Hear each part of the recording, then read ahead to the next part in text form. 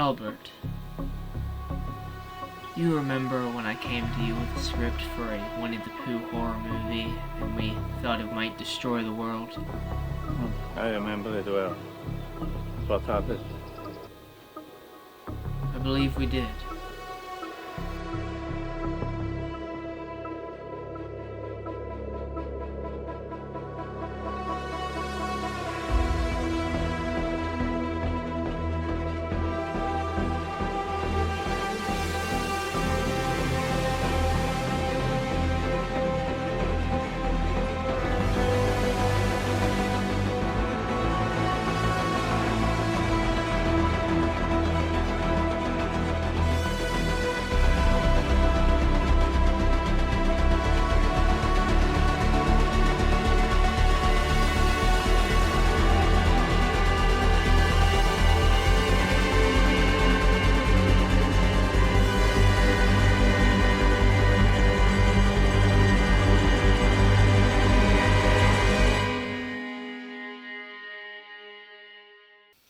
I mean, how could this have happened? How could this have happened? After 365 days of waiting and waiting for the perfect Christmas, what do I get? Winnie the Pooh, Blood and Honey. Oh, Happy New Year, everyone, and we're kicking off 2024 with a movie that makes me regret reviewing films altogether. Winnie the Pooh, Blood and Honey. Blood and Honey was shot over the course of 8 days for only $100,000 and made $5.2 million at the box office. I'll try to go easy on the actual production of the film because the cast and crew really did seem to have fun while making it despite their limited budget. Well, there's no use sitting here sulking about it. Let's get into this. This is Winnie the Pooh, Blood and Honey, or some people call it Winnie the Pooh, Honey and Blood. The film begins by telling us the basics of what we already know in this story. Christopher Robin met Winnie the Pooh and his friends in the 100-acre woods and began playing with them for years. Eventually, he had to leave his friends, so when the winter came, Pooh and his friends were forced to commit a terrible act. Pooh decided that in order to survive, the group must consume one of their dearest friends. And thus, Eeyore was no more. I'm trying to imagine Eeyore's depressed self getting eaten. I would have picked Rabbit for the record. We see Christopher Robin with his wife returning to the 100-acre woods. Part of me wishes this was a sequel to the 2018 Christopher Robin film. Something about watching Ewan McGregor fighting off Pooh and Piglet makes me 100 times more into this idea. They figure out something is off about the place, so they hide as our killers make their entrance. They're attacked, and Piglet manages to score the first kill of the movie as he breaks the girlfriend's neck. But there's something wrong with Piglet. He just killed my wife. Please. Yeah, I think what's wrong with Piglet is the same thing that's wrong with Pooh. They're obviously humans wearing masks. The masks are straight out of a Halloween store. They bought it off of a Halloween mask website. Fair play. They drag Christopher Robin away, and he was originally meant to die here, but unfortunately he wasn't, so he has to sit through more of this shit show. We then meet our main final girl, Maria, who decides to go to a cabin in the woods with her friends to help her get her mind off of something that happened to her. I'll get to that later, even though it's hardly significant to the story whatsoever. Speaking of insignificance, Maria stops to a gas station just so the film can add some kills to the count later. Yeah, these characters literally only return to get killed. You guys have heard of story writing, right? One of Maria's friends can't find her way to the cabin, so then she decides to walk aimlessly in the woods so Pooh can chase her. Reese Waterfield recalled the cast and crew laughing when seeing Pooh's actor Craig Dowsett running around with the mask, and yeah, I can't say I blame them. It's a pretty ridiculous thing to get chased by. He eventually finds her and then, oh god, rips her shirt off? Oh, okay, this is getting a little bit too Jack Frost for my liking. He kills her with a wood chipper, and yeah, the blood looks slightly better than it did in the mean one, but that's not saying much. What can I say? I'm not a fan of topless and sometimes fully naked women getting brutalized in horror. I'm just not into that. Sorry. Hope you guys can understand. Anyway, Maria tells the other girls that one night she looked outside her window and saw someone. Then, not long after this, she caught a man undressing her in her sleep. That's awful, but it doesn't tie into anything else in the movie. Let's move on. We catch back up with Pooh as it's revealed he's been torturing Christopher Robin and crying and drooling honey because that's just what he does when he's trying to be creepy. Pooh thinks back to his memories with Christopher Robin and gets so pissed that he whips him with Eeyore's tail, even though we saw in the opening that they pinned his tail to the grave. Continuity party of one? He even gives Christopher Robin a shower courtesy of his wife's blood. I'll give the film this one thing. They made Pooh screwed up. Meanwhile, in my favorite scene of the film, for no particular reason, Laura takes pictures of herself in the hot tub but notices a willy-nilly silly old bear in the background of her photo. Whatever. You're not ruining my holiday, you fat freak. Pooh and Piglet ambush her and then run her over with a truck, leading to some very gory yet cheap-looking eye-popping. What was that? Was that Lara? Did she scream? I think so. Fuck. Come on, something must be wrong. Delayed reaction much? She screamed a while before you even put together that was her. The girls find Laura's body and enter the house to see Pooh reveal what his favorite horror film is.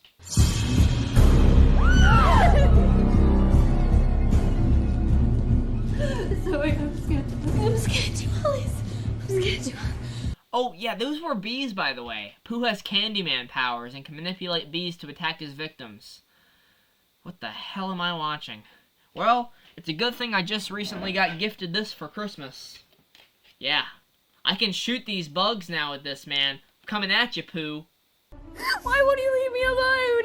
He just keeps following me everywhere I go. Maria, last time I checked, the guy that you found in your bedroom wasn't a bear that controlled bees. Minutes after they said they needed to find weapons, Maria miraculously remembers she has a gun. They go downstairs to find Pooh and Piglet have already made their way inside. Then we get one of the dumbest scenes in the film, in which this chick Zoe can't simply climb out of a pool as Piglet lumbers towards her with a sledgehammer. Piglet kills her and takes Alice with him back to the treehouse where Pooh is chowing down on lots of honey. You know, maybe if you didn't waste all of your honey by drooling it, you would have had some to feed your friends, you dumbass bear. He then proceeds to just slap the shit out of Alice, which doesn't kill her even though later on he gets a kill purely from slapping someone in the face. Maria and Jess find her and also manage to find Christopher Robin. The movie lets you know how epic this is with the music. Okay. Come on!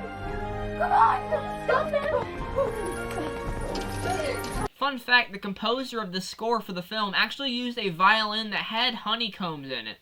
Pretty damn cool. The girls also find this woman Charlene. She was one of the red shirts we met earlier at the gas station. The dialogue here is really damn bad, and I'm not the only one who couldn't understand what she was saying. What the? What is she saying? Oh my god. I don't even think the subtitles match what she was saying, dude. Charlene decides she's not leaving until she kills Piglet rather than just escaping with the girls. The girls are perhaps even dumber for just sitting there and watching her fight him. Pooh gently pushes her to the ground. Wait, what? Then he has Piglet eat her face as he covers it with honey. Alright, character development does not exist in this film. Nikolai Leon, who plays Christopher Robin, said during the film's production they had originally planned for more character development, but instead they opted out for those lovely scenes between Christopher Robin and Pooh drooling honey. Great use of screen time, guys. Alice realizes she's in a horror movie and stupidly stays behind to kill Piglet, only for Pooh to come in seconds later to add her to the kill count with a machete through the mouth all the way through? Damn, okay. That was solid, Pooh. You earned some brownie points there, man. Pooh chases Maria and Jess out to the road where they run into the guy from the gas station who's just randomly parked there with his buddies. Hey, yo, what you been doing to them girls, huh? Yeah, you know these guys are cannon fodder. Just drive away. The director wanted to pay tribute to Michael Myers' rampage at the end of Halloween Kills, so it's no surprise when Pooh has had enough of getting beaten up by these guys and makes short work of them. Oh my god! Yeah, the appropriate reaction to that is to drive away.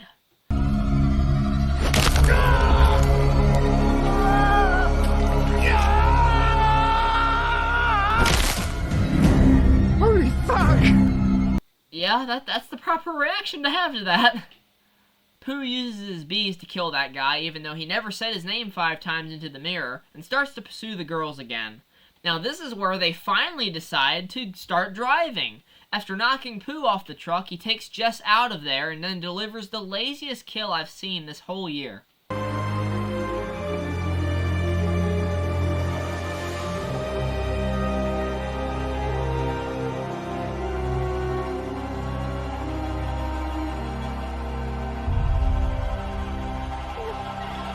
They didn't even have the budget to show her getting decapitated, but you committed money to Pooh's bee powers? Screw that. Pooh makes a derpy-ass looking face and is crashed into by Christopher Robin just before he can kill Maria. Pooh is of course not dead and delivers a surprise twist to the audience as he kills our final girl right in front of Christopher Robin. But wait, he finally speaks. Is this the killer's iconic line for the poster? Or he just says, you left. You left? Really? He's not going to say, oh bother, or something that's actually tied to the material you're using? Okay, sure. Screw it. Stab that corpse, Pooh. That sums up my feelings on this movie. And that's just where it ends. Christopher Robin runs off into the woods as Pooh is surely not far behind. Well, that was Winnie the Pooh Blood and Honey. Did I have a change of heart? No. This is still bad. I will say I'd rather watch this over The Mean One. Whereas The Mean One seemed to be shooting for the lowest bar imaginable, this movie did what it could with its premise and actually ended up providing a little bit of entertainment. Just 1%. Not very much. It's messy, poorly written, sloppily edited, and ridiculous to no end. But it's by no means the worst thing that could have come from a Winnie the Pooh slasher. I even had this movie as my #1 worst film of 2023 till I rewatched it for this episode, but this movie does not make me angry. I'm more so disappointed in not only the story structure, but the execution of this whole concept itself. Also, before you ask, no, I am not doing Children of the Corn anytime soon, because I don't think I can mentally let myself sit through that mess for quite some time. I already have to lie awake at night and know that a Winnie the Pooh Blood and Honey sequel is coming out next year. Can't wait to review that one. Well, I spent the last 3 episodes of this series covering horror films. I want something new. What have we got next week? Oh, God. A horribly written MCU film. Possibly even scarier than any of these ones we watched these past 3 weeks. Well, I'll see you guys in the next one. I guess I gotta go get some earplugs for these damn goats. Take care. Goodbye.